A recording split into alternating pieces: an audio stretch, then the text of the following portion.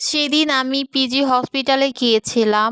আর আমি কেন গিয়েছিলাম আমি সেটা বলবো। তো তার আগে আমি বলি পিজি হসপিটালের লোকেশনটা কোথায়। এটা হচ্ছে শাহবাগ মেট্রো স্টেশনের অপোজিট পাশেই হচ্ছে পিজি হসপিটাল।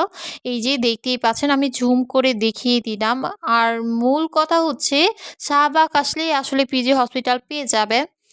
তো এবার বলি আমি কেন পিজি হসপিটালে গিয়েছি। আমি হচ্ছে পিজি হসপিটালে গিয়েছিলাম কিছু টেস্ট করানোর জন্য।